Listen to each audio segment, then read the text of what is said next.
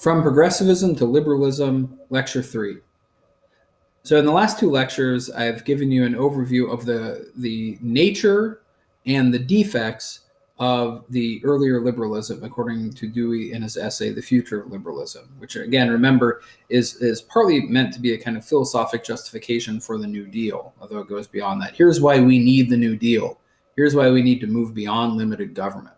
And as we recall, so the kind of the defect for the earlier liberalism. So the earlier liberalism believed that individual liberty is enhanced by limiting governmental power, and this is rooted in the belief that human beings are by nature free, know how to be free, and so all you need to do to make people free is to get government to leave them alone and other people to leave them alone, basically. And the reason why this was such a bad thing, that way of thinking actually spurred a lot of useful political reforms earlier in the 19th century and earlier, because it spurred people to remove lots of despotic abuses committed by the government. The problem was it was articulated by means of what he calls an absolutist political philosophy, a political philosophy that believed that its principles were true for all times and all places. And that's the problem, because if you believe it's true for all times and all places, that freedom requires limited government, then of course you couldn't support something like the New Deal, which was obviously an expansion of the power of government. So he says we need to get beyond this absolutism. So what will a new and adequate liberalism look like? And he gets to this at the top of page 209. It says, I pass now to what the social philosophy of liberalism becomes when its inheritance of absolutism is eliminated. In the first place, such liberalism knows that an individual is nothing fixed, given, ready-made. It is something achieved, and achieved not in isolation, but with the aid and support of conditions, cultural and physical, including in cultural, economic, legal, and political institutions, as well as science and art. Liberalism knows that social conditions may restrict, distort, and almost prevent the development of individuality. End of quotation. And now by individuality here, he means something along the lines of sort of discovering and developing your own personal potential.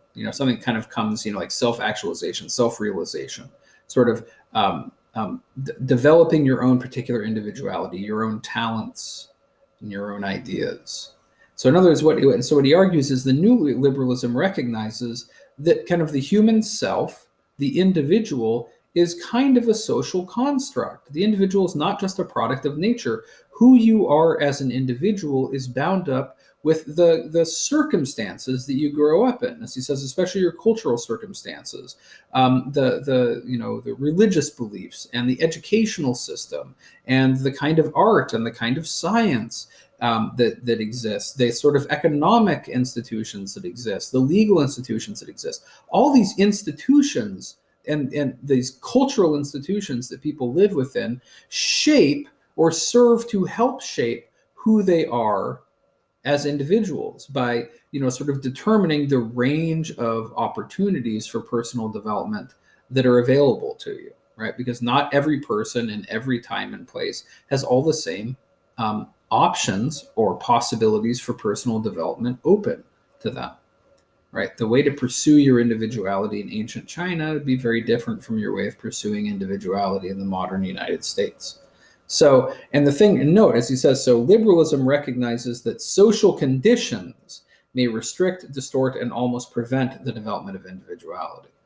Right. So becoming a true individual, right, it can be restricted in various ways by lots of social conditions. And hence we get a very important implication from this, as he says, which is to say liberalism, the new liberalism, therefore takes an active interest in the working of social institutions that have a bearing, positive or negative, upon the growth of individuals. It is as much interested in the positive construction of favorable institutions, legal, political, and economic, as it is in the work of removing abuses and overt oppressions. End quotation. So in other words, now we're back to what Woodrow Wilson had said. Remember, Woodrow Wilson said, we don't need the protection theory now. That's not enough, right? The role of government is to intervene in society to create new conditions under which people can live better.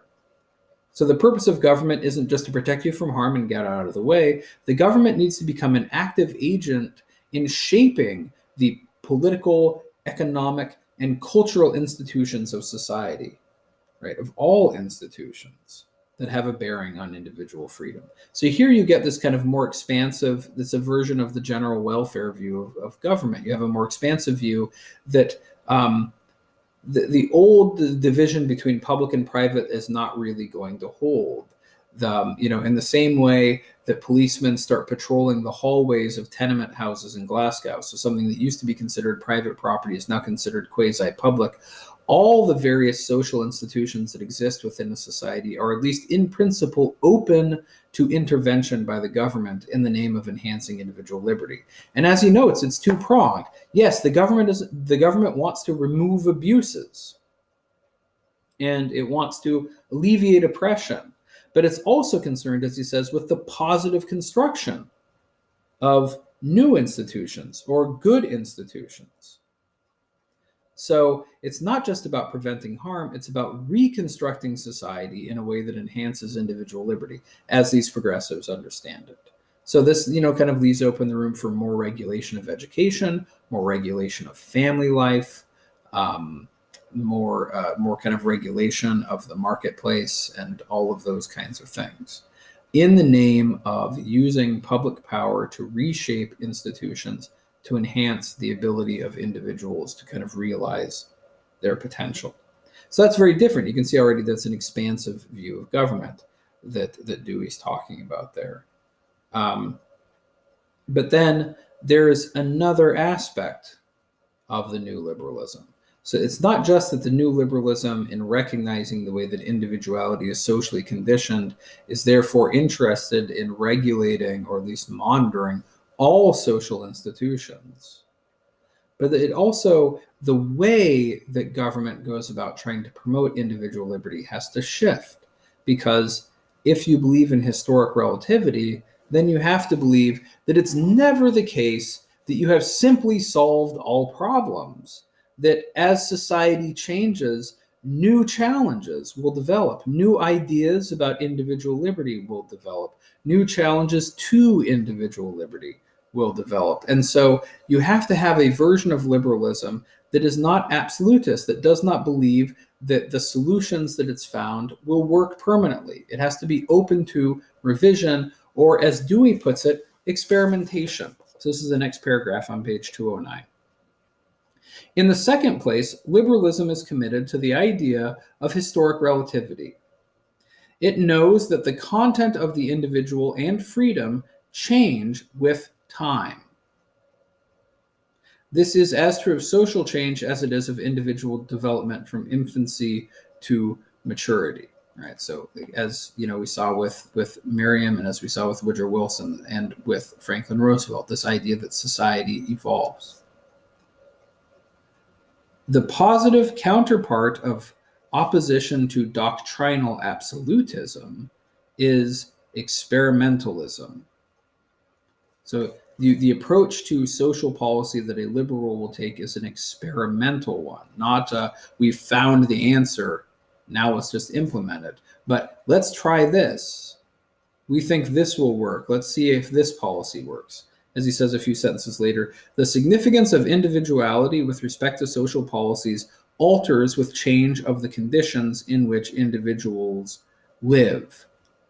The earlier liberalism, in being absolute, was also unhistoric, right? Whereas they won't be. As he says at the beginning of the next paragraph, the commitment of liberalism to experimental procedure carries with it the idea of continuous reconstruction of the ideas of individuality and of liberty in intimate connection with changes in social relations.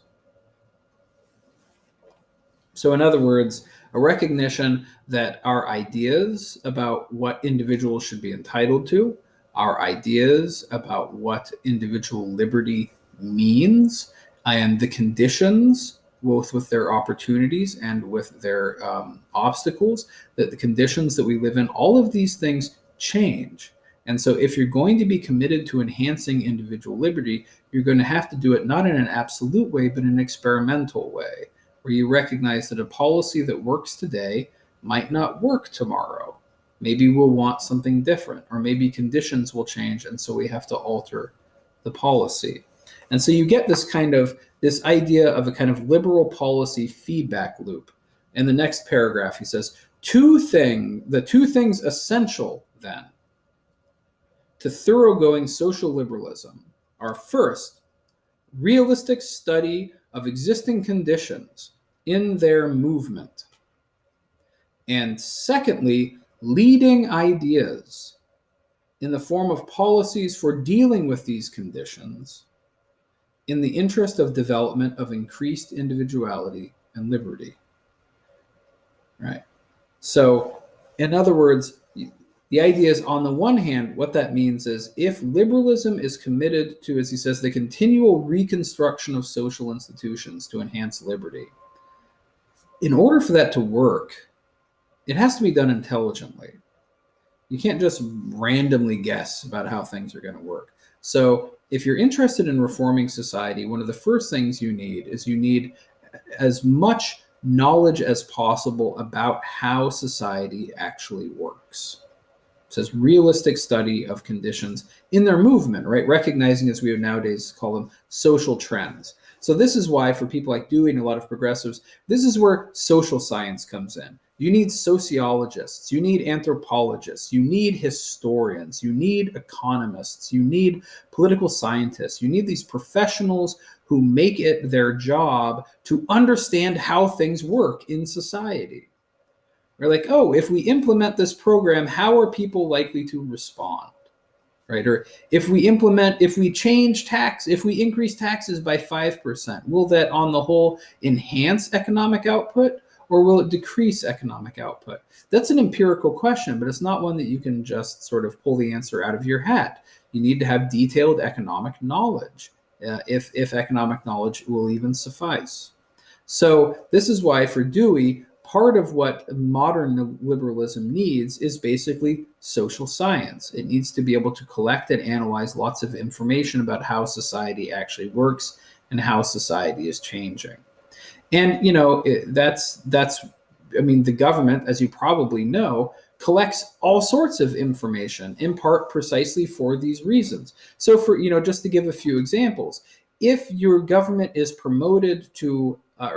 your government is dedicated to trying to make sure that as many people as possible can find employment, well, then you've got to do things like keep track of unemployment rates, right? You need to find a way to collect information about, okay, how many people of working age are there?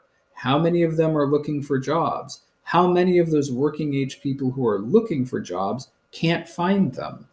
For those who can't find jobs, what can we do to help them get jobs? Is it a matter of simply trying to find a way to put them in connection with employers? Or is it a more fundamental problem where the government maybe somehow needs to step in and employ them or change things more fundamentally? These are empirical questions. You can't just, take the core at UD, read some Aristotle, and know the answer to these questions. You've got to study society and how it works and how it's changing.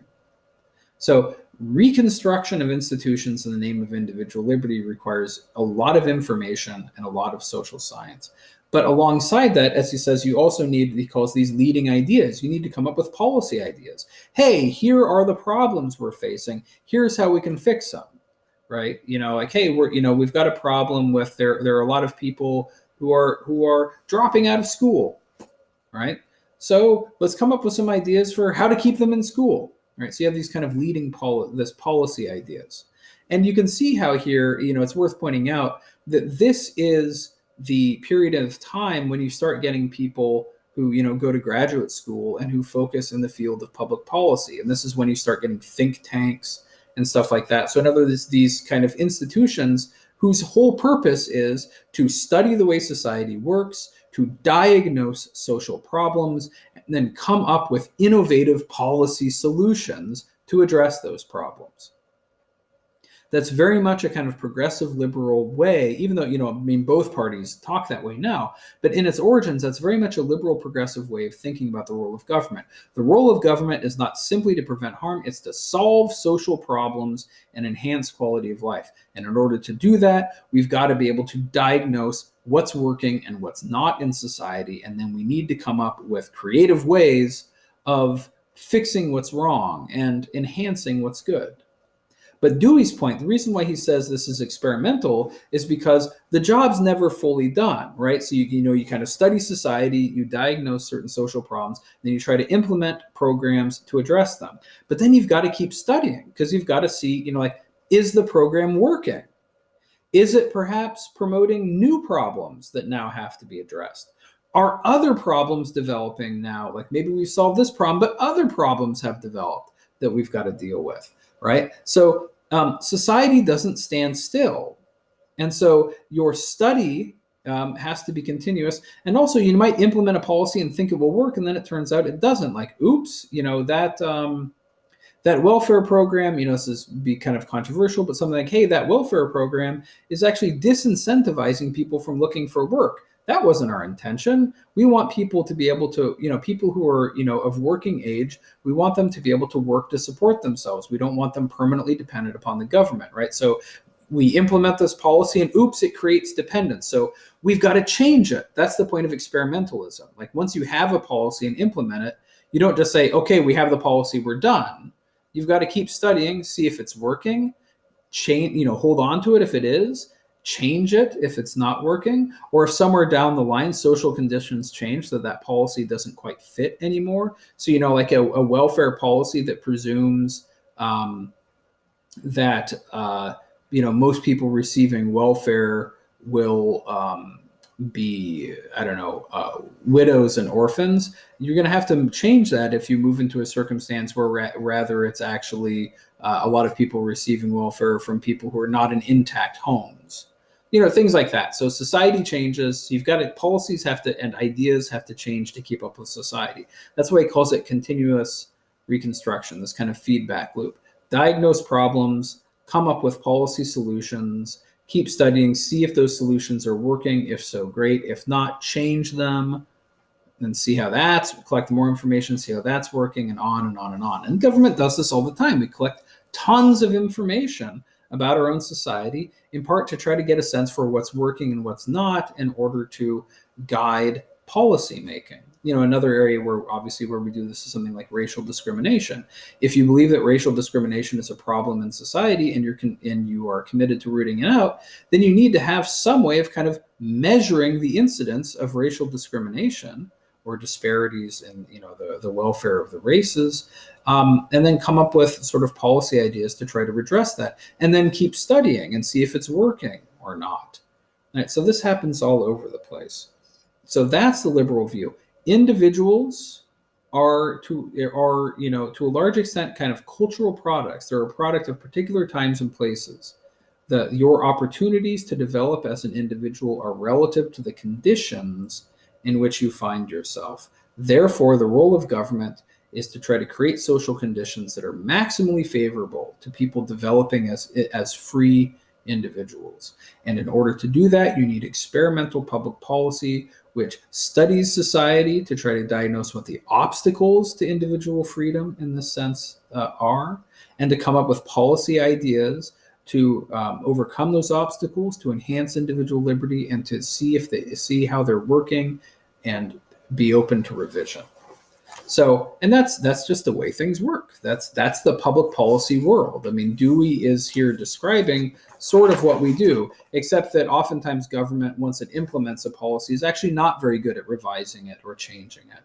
But that's a different issue. That's a political science issue, and that's a finding of political science that I think Dewey would be very interested in were he alive today, because Dewey was quite interested in getting the facts right. But I want to now move to the end of the essay, because the final paragraph of this essay provides the link between the New Deal of the 1930s and the kind of transformation of liberalism that comes about in the 60s with the Great Society. And it has to do with this notion of cultural freedom. So he says, In conclusion, I wish to emphasize one point implied in the early part of the paper. The question of the practical significance of liberty, that is, the question of what it really means to live a free life. The question of the practical significance of liberty is much wider than that of the relation of government to the individual, to say nothing of the monstrosity of the doctrine that assumes that under all conditions, governmental action and individual liberty are found in separate and independent spheres. Pause there for a second. So in other words, this monstrosity he's talking about is this idea that governmental power and individual liberty are opposed. Obviously, if you believe in the kind of liberalism that Dewey just described, studying society, innovative policies to reconstruct social institutions, if that's your view of things, then obviously you need a pretty powerful government in order to achieve those things. When rightly organized, governmental power that works in this way will help to enhance individual liberty.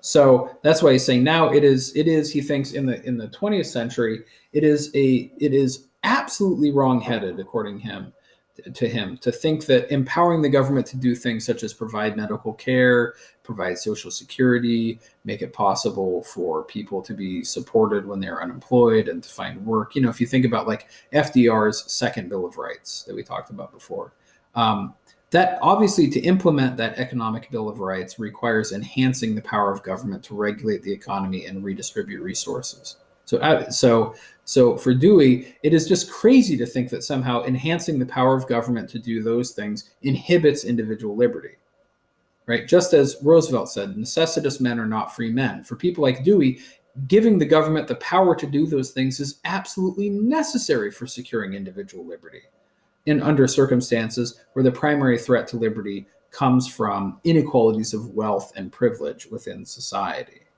So he says we got to get beyond the notion that individual liberty and governmental power are opposed. But it's also because, as he says, what it means to be free is an issue that involves more than just your relationship with the government. The government isn't the only thing that can restrict or enhance your ability to be free. As he says, government is one factor and an important one, but it comes into the picture only in relation to other matters. At present, these other matters are economic and cultural.